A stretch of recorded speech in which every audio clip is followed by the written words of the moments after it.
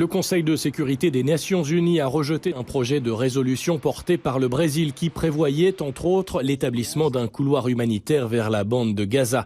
Les États-Unis ont exercé leur droit de veto. Il s'agit du second échec en 3 jours au siège de l'ONU.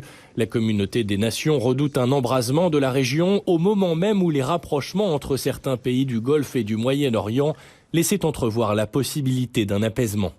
Le risque d'élargissement, il est très très important. Il faut se rendre compte qu'on a affaire vraiment à une poudrière. On n'est pas à l'abri non plus en Syrie. Le Liban, qui était aussi un État extrêmement fragile, eh bien en fait, tous les groupes armés et toutes les influences possibles de la région se retrouvent dans ces 2 pays. Et donc, on ne peut pas exclure là non plus qu'il n'y ait pas de la déstabilisation des luttes fratricides. Face à l'intensification du conflit, plusieurs pays de la région appellent la communauté internationale à protéger d'urgence les civils. Mais pour cette chercheuse, le soutien des États-Unis et de pays européens en faveur d'Israël bloque tout processus de paix. La solution doit venir de la communauté internationale. Mais malheureusement, la communauté internationale brade le droit international aujourd'hui.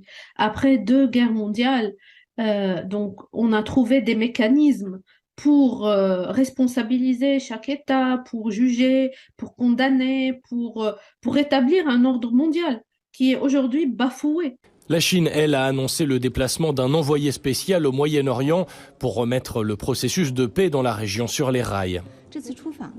La visite vise à contribuer à la désescalade au Moyen-Orient. Cela fait partie des efforts de la Chine pour promouvoir les pourparlers de paix. Le ministre chinois des Affaires étrangères a déclaré que les actions d'Israël dépassaient le cadre de l'autodéfense. Son gouvernement appelle les parties à la retenue pour atténuer la crise humanitaire sur la bande de Gaza.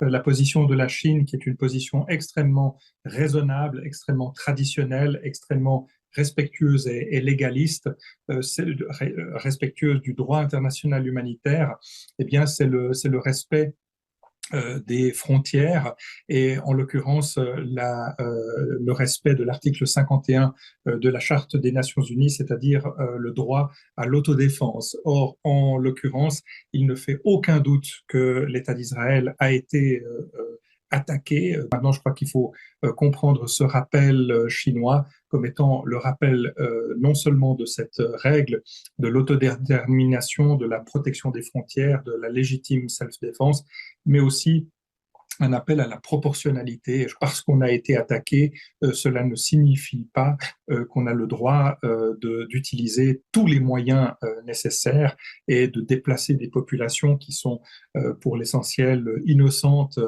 Jusqu'à présent, 4 ressortissants chinois ont été tués dans le conflit.